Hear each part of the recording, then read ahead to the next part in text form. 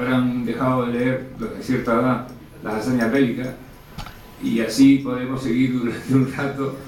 y recordar lo importante la importancia que tiene en los cómics de distintas clases y estilos la aviación, los automóviles,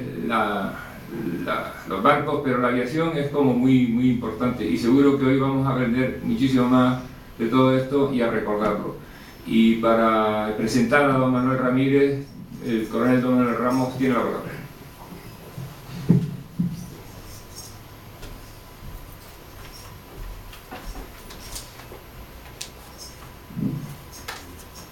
Buenas tardes, excelentísimo señor general jefe del mando aéreo de Canarias, señor director de la Sociedad Económica de Amigos del País, distinguidas personalidades, señoras y señores, amigos del país. No es la primera vez que presento a mi buen amigo y compañero de muchos años, Manolo Ramírez. A veces nos confunden cuando se trata de temas culturales. ¿Qué más quisiera yo que parecerme un tanto a su amplia formación humanística y cultural? Como digo, he compartido muchas jornadas de trabajo en un tiempo ya pasado, y que envuelto en la juventud de entonces, las ilusiones y los caminos recorridos eran más fáciles y llevaderos, superando en muchas ocasiones las dificultades de aquella época que no nos impedían surcar los espacios ya fueran de la tierra o de las alturas, con las mismas fuerzas y voluntades en nuestras acciones y respuestas. A Manolo Ramírez, nuestro desierto, entre comillas, le marcó positivamente, como a mí, y lo recordamos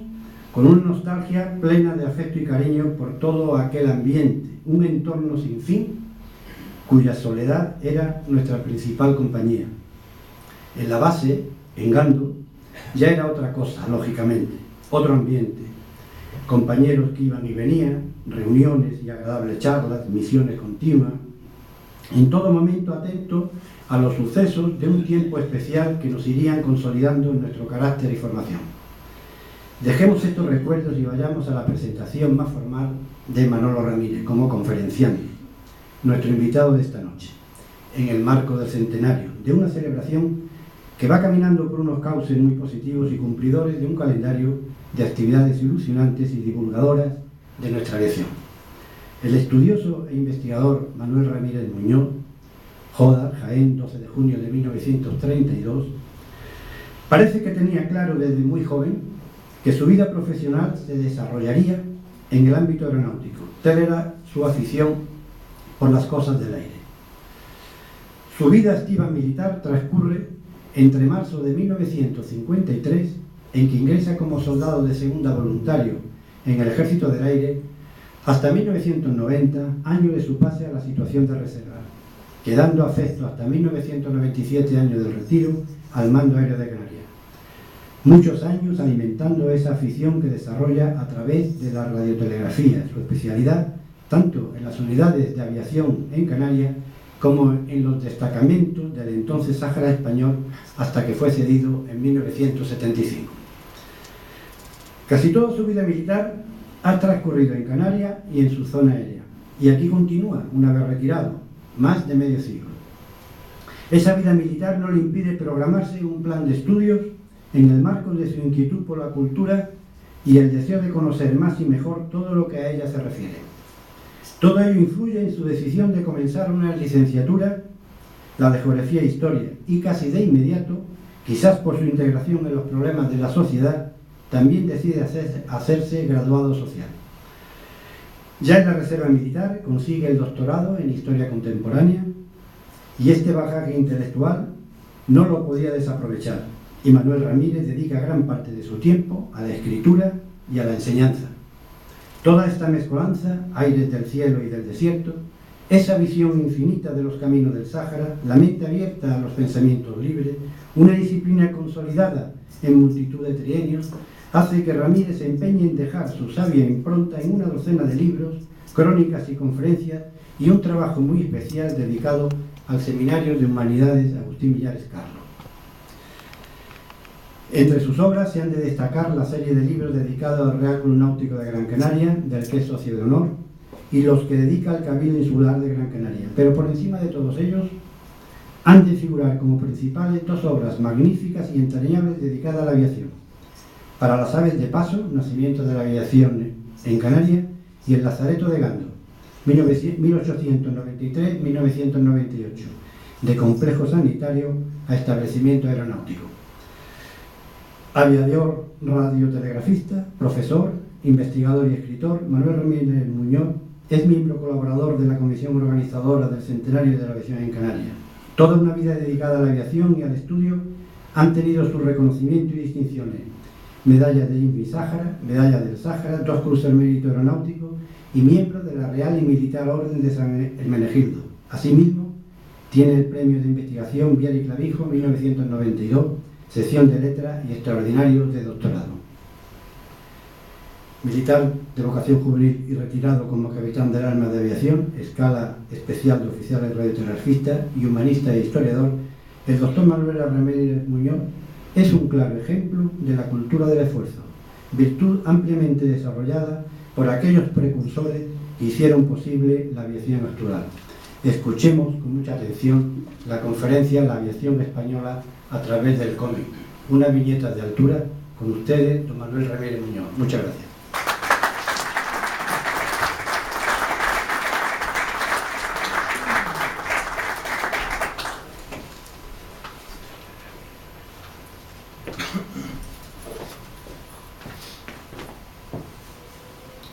Excelentísimo señor General Jefe del Mando Aéreo de Canarias,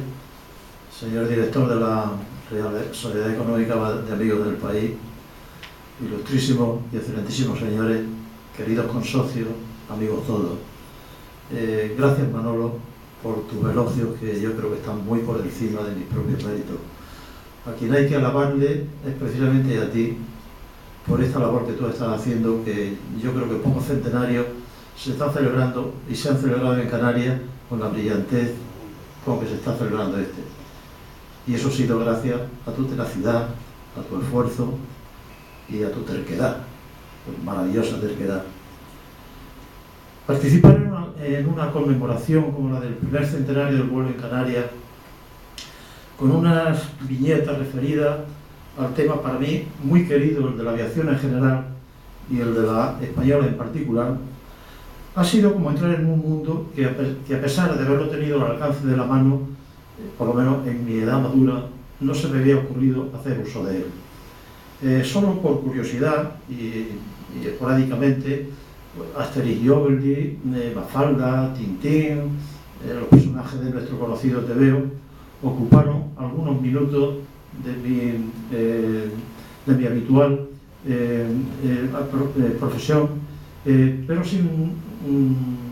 sin reparar en el enorme potencial de información y de conocimiento que puede traernos el cómic,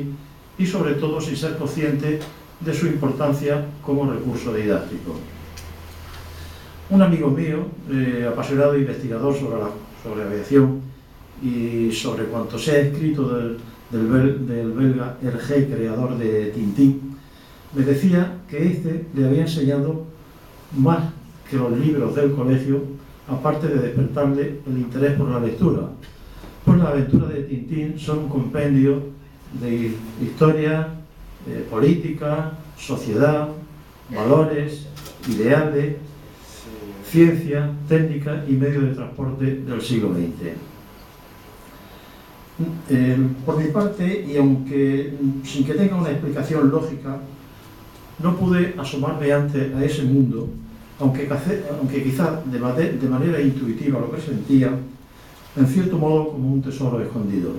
Una vez asomado, yo creo que me he perdido un buen caudal de esa historia tan real e irreal como se quiera,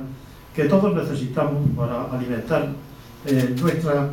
para imaginar un universo en el que la realidad y la fantasía se dan la mano, pero que de modo tan eficaz puede contribuir a aumentar nuestra capacidad de superar, aunque sea momentáneamente, la grandeza y la miseria del momento que nos ha tocado vivir. Y yo creo que estos son una poderosa razón para afirmarme en los conocidos aforismos de que nunca es tarde si la dicha es buena, o más vale tarde que nunca. Naturalmente, el cómic formó parte de mis sueños infantiles. Como niño que vivió la etapa más dura de la posguerra española, significó una válvula de escape a las carencias de todo tipo que marcó, que conformaron la azarosa vida de toda una generación. Basta un ejemplo: para gran parte de los niños de aquella época, pues nuestros reyes pues no pasaron más allá de un aro, de una modestísima caja de acuarela, de un juego de parchís o de algún que otro ejemplar de nuestros héroes favoritos: el guerrero del antifaz, el capitán Trueno, el caballero audaz,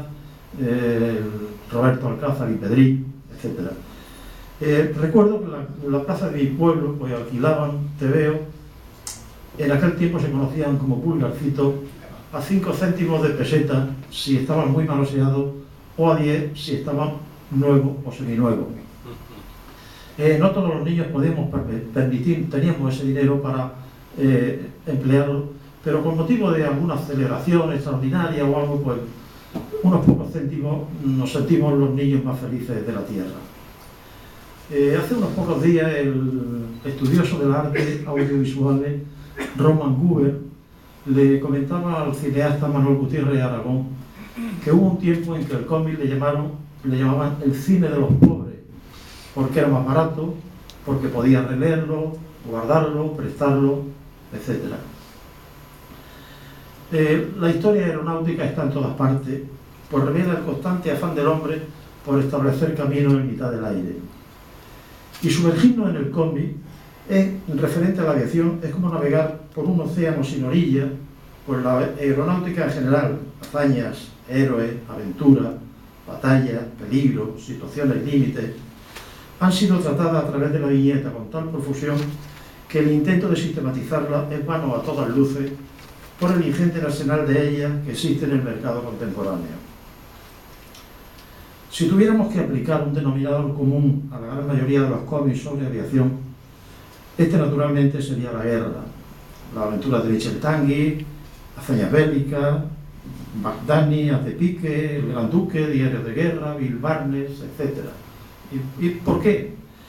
Porque la necesidad de la guerra, a pesar de la dramática estela de dolor, de destrucción y de horror que dejan a su paso, han sido paradójicamente las que en mayor grado han impulsado el desarrollo de la aviación, que si en principio fue eminentemente militar, daría un paso de gigante en el campo de la aviación civil, sobre todo a partir de la Segunda Guerra Mundial. Y nada como el tema bélico para resaltar el riesgo, la aventura y el valor, más allá de lo que puede dar de sí el ser humano. Para el tema que hoy nos ocupa, la aventura de volar protagonizada por el hombre, he tomado como excusa una sencilla viñeta que hasta los finales de los años 90 publicó el Instituto de Historia y Cultura Aeronáutica en su revista Aeroplano, para mí el mayor compendio de historia de la aviación que se ha hecho en España. Aunque el título de estas viñetas, Historias de la Aviación Española, no le hace justicia, porque su contenido es mucho más amplio,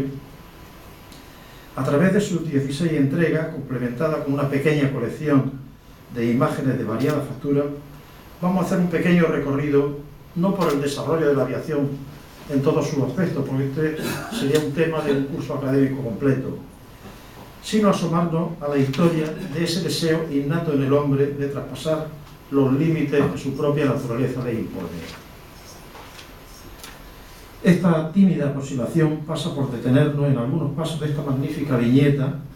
que contiene una historia completa de la aviación. Y nadie como Antonio Micote supo captar esa historia a través de los simples trazos con que ilustró la sobrecubierta de su libro El mundo de Ícaro, cuyo texto, a cargo del ingeniero José Manuel Sánchez Ron, nos ayuda a comprender, como dice en la introducción, todo aquello que pasa por encima de nuestras cabezas. Y para estudiar solo una pequeña parte de lo que pasa por encima de nuestras cabezas, aunque hoy disponemos de un verdadero arsenal de fuentes bibliográficas y documentales para hacer una historia completa de la aviación, solo nos vamos a detener, por economía de tiempo y adecuación a nuestro objetivo, difundir los primeros pasos de la historia de la aviación, en la citada colección de imágenes que, como piedras ancladas en el fondo de un río, nos van a servir para construir una segura pasarela que nos llevará a conocer un poco más nuestro pasado aeronáutico. Esto nos obliga a usar de los adjetivos primero, primera, que marcan el inicio o la aproximación a cualquier rama del conocimiento. Y como primicia, en la historia de la aviación, aquí vemos unos rudimentarios diseños de paracaídas procedentes de un ingeniero sienés anónimo del siglo XV, o este diseño de Leonardo con su correspondiente maqueta. Parece ser que el hombre comenzó siendo pez. Su propia evolución lo transformó en hombre. Luego el siguiente paso en la escala evolutiva sería el llegar a ser ave. Esto le lleva a Carlos Sambur a pensar que el hombre es un animal marino que vive en la tierra, pero que quisiera elevarse en el aire. Tomo estas palabras con las que el poeta Lázaro Santana inicia el prólogo al libro Para las aves de paso, porque yo creo que encierran la clave de ese deseo misterioso que impulsa al hombre a desafiar la ley de la gravedad intentando volar como los pájaros. Y del mismo prólogo traigo de alguna forma el título que nos ilustrará sobre la conquista del aire a través de la literatura. Es decir, si la poesía hará posible la historia. Y de alguna manera, pues la respuesta nos la puede dar la contemplación de estas maquetas de esferas y cometas voladoras sobre diseños de Leonardo. Esta última fue experimentada con éxito en el año 2003. Lo primero que se nos viene a la mente es el mito de Ícaro, que narra Ovidio en sus Metamorfosis.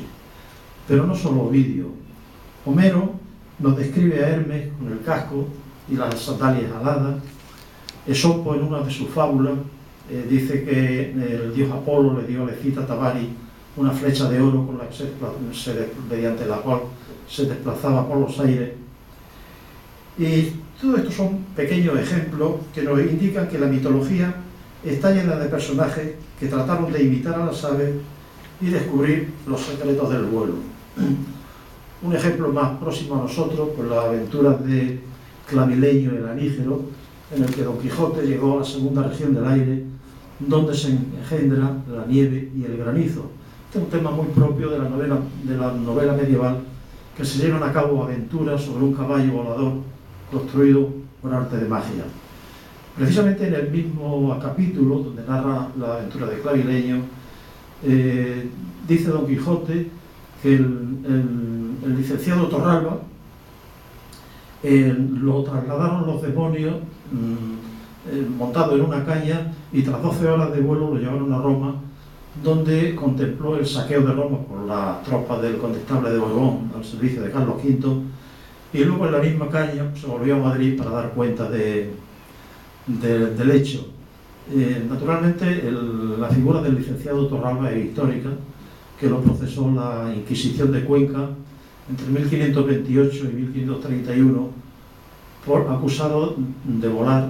por las noches en una escoba. Esto lo confesó el propio Torralba. Me imagino que después de estar en el potro del tormento, cualquiera, ¿no? En la aviación militar es muy común el bautizar ya con nombres mitológicos y astronómicos, ya procedentes de las ciencias naturales o de la vida real, las distintas misiones que realizan sus aviones o la denominación de los mismos. El mito de Ícaro está presente en unas viñetas muy originales en las que los pilotos de 2 reactores, Dédalo e Ícaro, cuentan la historia del mito alado por excelencia con el cual se inician todas las historias de aviación. Y no solo en la literatura, también en la arquitectura, como le demuestra esta piedra tallada por Andrea Pisano en el siglo XII, para la base del campanile de Giotto en Florencia. Una tradición que pervive en el tiempo y que en su día se difundió a través de los romances de Ciego, fue el de la toledana María Sarmiento, esposa de un alquimista medieval, la cual, para evadirse de los duros trabajos que le imponían su quehacer cotidiano, se subía a un palomar donde se quedaba extasiada mirando el vuelo de las aves y pensando qué distinta sería la vida si nosotros tuviéramos alas como ella. Una tarde que estaba absorta en el palomar se levantó un fortísimo viento y al ver un gran número de pájaros que buscaban refugio, se subió a lo más alto del tejado a fin de protegerlo, pero el torbellino del viento infló sus amplios ropajes y empezó a volar hasta que la gravedad fue más fuerte que el viento y cayó, quedando su cuerpo inerte, tendido, con los ojos mirando al cielo, en un paraje del término municipal de Lillo, en la provincia de Toledo. Y precisamente en el lugar donde cayó María Sarmiento hay dos cerros que en los primeros tiempos de la aviación, cuando esta era eminentemente visual, era un punto obligado de referencia en la ruta de Murcia a Madrid. Estos cerros, conocidos por nuestros antiguos aviadores y no tan antiguos como las tetas de Lillo, nos hacen pensar si bajo ellos late aún el corazón de aquella mujer precursora de nuestros vuelos que, así termina la historieta, mutaron en orogénica forma para guiar a los viajeros del cielo. En la época que antecede a la prehistoria de la aviación, la realidad no desplaza a la leyenda, pero poco a poco la fue arrinconando, aunque en algún momento se confunden, pudiendo aparecer como real lo que solo existía en la memoria popular. Pero sí hay constancia de señalados intentos de volar teniendo como base la observación del vuelo de los pájaros. A mediados del siglo XI, cuando París y Londres eran unas simples aldeas, la Córdoba de Abderramán II, con casi 1 millón de habitantes, era un emporio cultural donde juristas, médicos, historiadores, matemáticos, científicos, poetas y filósofos se aunaron como en un mosaico multicolor, considerado como el faro de la cultura europea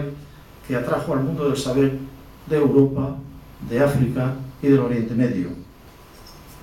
En esta Córdoba musulmana, fuentes bibliográficas han destacado el nombre de Abbas ibn Firnas, a quien puede considerarse como el que realizó el primer vuelo en la historia de la aviación, lanzándose desde la Torre de la Albuzafa con un planeador en forma de ala, anticipándose en más de 6 siglos a Leonardo da Vinci y en 9 a los Montgolfier. Ya en el siglo XI, el benedictino inglés Oliver de Malmesbury se construyó una ala con la que quiso imitar a Dédalo, lanzándose desde una torre, aunque logró planear, la caída contra el suelo le ocasionó tan grave herida que fallecería poco después. En el siglo XIII, Rogelio Bacon ideó unas máquinas capaces de volar, y en el XIV, el matemático Juan Bautista Dante creó un artefacto que logró sostenerse sobre el lago Trasimeno. Con el título El primer aviador, una viñeta recoge la leyenda que desde el siglo XVIII evocaban los habitantes de un pueblo cercano a Burgos, Coruña del Conde, sobre el pastor Diego Marín Aguilera, empedernido observador del vuelo de las águilas, que consiguió capturar una con objeto de medir y pesar sus alas y estudiar su entramado de plumas. Con ayuda de un herrero construyó un planeador similar a las alas del águila, con una estructura de madera, varillas de hierro y alambre entrelazado. El 11 de mayo de 1793 se lanzó desde la torre de la iglesia y después de planear 400 metros, la rotura de un perno le obligó a caer sobre unas tierras de labor, sin más percances que el susto consiguiente, pero feliz por haber conseguido volar. Pero si bien pudo dominar la técnica, no pudo dominar la incomprensión, la ignorancia y la superstición de sus vecinos, que condenaron al artefacto a las llamas por haber desafiado las leyes de la gravedad. En 1973, el Ejército del Aire le levantó un monumento a Diego Marín Aguilera en su pueblo de Coruña del Conde, en homenaje a este primer aviador que tenemos en la historia de España. Si en este caso el final fue relativamente feliz, no sería igual para el zapatero belga Vincent de Groff, que en 1873 construyó sobre una especie de barquilla un artefacto provisto de alas batientes y ante el desinterés de sus paisanos marchó a Londres. Se elevó suspendido de un globo, soltándose a considerable altura, y al escaparse de las cuerdas con las que había que accionar las alas, cayó en una de las calles del barrio de Chelsea, muriendo en un hospital a consecuencia de las heridas producidas por la caída. La historia está llena de los intentos, en gran parte frustrados, de imitar a las aves. Fue Leonardo da Vinci quizá el primero que estableció científicamente las posibilidades de volar, por lo que tal vez no sea exagerado considerarlo como el primer ingeniero aeronáutico de la historia. Sus estudios sobre la resistencia que ofrece el aire a la caída de los cuerpos han sido fundamentales para el desarrollo del paracaídas y del helicóptero, así como sus experimentos sobre la capacidad humana para agitar una ala mecánica. En su libro Código del vuelo de las aves, Leonardo recogió los principios de la aviación, de la navegación aérea, al tiempo que realizó el diseño de la hélice y un rudimentario helicóptero con una amplia hélice que giraba alrededor de un eje vertical. Sin embargo, fue un capuchino de Zamora, Fray Antonio de Fuentellapeña, quien confirmó, si lo conocía, el pensamiento de Leonardo, pues en una de sus obras, El ente dilucidado, tal vez sea el primer libro impreso sobre aviación, pudiéndose considerar a España pionera en este tipo de publicaciones. En la última parte de este libro, titulado Si el hombre puede artificiosamente volar, Fray Antonio habla de la gravitación universal y de la navegación aérea con una lógica quizá adelantada a su tiempo, pues los puntos que establece coinciden asombrosamente con los principios que posibilitan el cuerpo posibilitan el vuelo a un cuerpo más pesado que el aire. Para que un cuerpo sólido se pueda sustentar y volar, dice Fray Antonio que es necesaria la concurrencia proporcional de tres cosas: gravedad del cuerpo, extensión de las alas y violencia del impulso. Estos son principios que coinciden con la forma natural de un aeroplano, tal como lo conocemos, y lo que nos asombra es que fueran producto de un pensamiento especulativo sin la más mínima observación experimental. Un adelanto de este pensamiento pues lo vemos en la maqueta de una máquina voladora basada en un dibujo de Leonardo. Pero no solo la observación del vuelo de las aves ha propiciado el desarrollo de la aviación. También la naturaleza ofrece ejemplos que sirven a la ciencia para aprender de ello. Así, el estudio de la semilla, como por ejemplo la Zanonia macrocarpa de la familia de las palmeras, debido a su forma y distribución del peso, sirvió de modelo para construir varios prototipos de aviones, entre ellos el Paloma, que tuvo un decisivo protagonismo en la Primera Guerra Mundial. Por su parte, la semilla del arce pudo haber servido de modelo para la hélice, y en el tallo del ruibarbo se encuentran muelles en espiral como los que se usan en la construcción de aviones debido a su resistencia contra la destrucción mecánica. Todo esto nos hace reflexionar sobre las infinitas posibilidades que ofrece la naturaleza y cómo el hombre ha sido capaz, después de un largo proceso de observación, aprender de ella los secretos del vuelo, aunque muchos pagaran con su vida el tratar de arrancarle dichos secretos. Junto a los que ya se han citado, hay que recordar al ingeniero alemán Otto Lilienthal, quien después de dedicar varios años a observar a las aves y describir el vuelo de los pájaros considerado como base de la aviación, moriría en 1896 al caer con su planeador y romperse la columna vertebral. La aviación propiamente dicha nació cuando un sacerdote brasileño, Bartolomé Lorenzo de Guzmán, hizo ascender un globo libre, el Pasarola, el 8 de agosto de 1709 en el patio de la Casa de Indias en Lisboa ante el rey Juan V.